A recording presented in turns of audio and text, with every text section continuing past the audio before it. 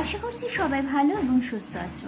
আজ আমাদের ক্লাস 12 এর third semester modern computer application. আজ পারুল প্রকাশনী থেকে যে কোশ্চেন অ্যান্সারগুলো রয়েছে চ্যাপ্টার 1-এ সেগুলো সলভ করবো। তো প্রথম কোশ্চেন, অবজেক্ট ওরিয়েন্টেড প্রোগ্রামিং কোন ধারণাটি অবজেক্টের ডেটা ও মেথড একত্রে রাখে?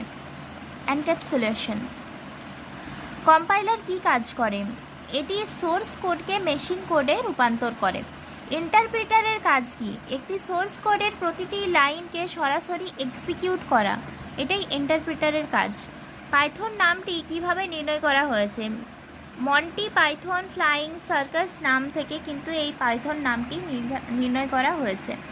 পাইথনের কোন ফিচার্সটি প্রোগ্রামিং লেখার সময় কমিয়ে আনে? সময়টাকে কমিয়ে আনে কোন ফিচার্স? সহজবোধ্য সিনট্যাক্স। পাইথন যে প্রোগ্রামিং সমর্থন করে অবজেক্ট ওরিয়েন্টেড প্রোগ্রামিং, তারপরে স্ট্রাকচার প্রোগ্রামিং, ফাংশনাল প্রোগ্রামিং, তিনটাকেই সমর্থন করে। কোন প্রোগ্রামিং ল্যাঙ্গুয়েজে পাইথন লেখা হয়েছিল? সি প্রোগ্রামিং ল্যাঙ্গুয়েজে পাইথন লেখা হয়েছিল। পাইথনের প্রথম সংস্করণ হয়েছিল কোন সালে? 1991 সালে। পাইথন ইনস্টল করার সময় অ্যাড পাইথন টু পাথ অপশনটি কেন গুরুত্বপূর্ণ?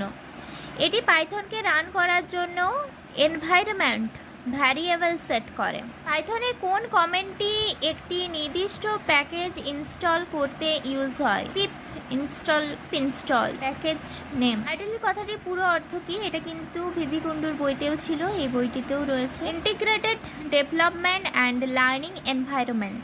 Very important question. পাইথনে কোন কমান্ডটি শেল থেকে বেরোতে ইউজ হয়? হোয়াইট। ইন্টারেক্টিভ মোডে একটি সংখ্যা যোগ করার জন্য ব্যবহার হয় 3+5।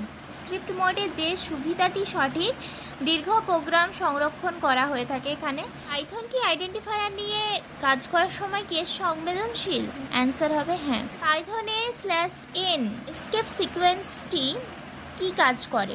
একটি নতুন লাইন শুরু করার জন্য /n এটি ইউজ হয়। পাইথন একটি বৈধ ভ্যারিয়েবল হলো? পাইথনের একটি বৈধ ভ্যারিয়েবল 1 ভ্যারিয়েবল হতে পারে না ইন। পাইথনের একটি সঠিক বুলিয়ান মান হলো ট্রু ফলস, এগুলো বুলিয়ান মান। পাইথনের সমস্ত কিওয়ার্ডগুলি ছোট হাতের লেখা হয়ে থাকে। পাইথনে বৈধ ভ্যারিয়েবল নয় বৈধ ভ্যারিয়েবল তখনই হবে যখন সেই ভ্যারিয়েবলটি কোনো সংখ্যা দ্বারা শুরু হবে না। যদি কোনো সংখ্যা দ্বারা শুরু হয়, প্রথমেই যদি কোনো সংখ্যা থাকে, তাহলে সেটা কখনোই বৈধ ভ্যারিয়েবল হবে না, ওটা অবৈধ ভ্যারিয়েবল হবে। আর যদি সেক্ষেত্রে ওয়ার্ড দিয়ে শুরু হয় তাহলে সেটা বৈধ ভ্যারিয়েবল হবে।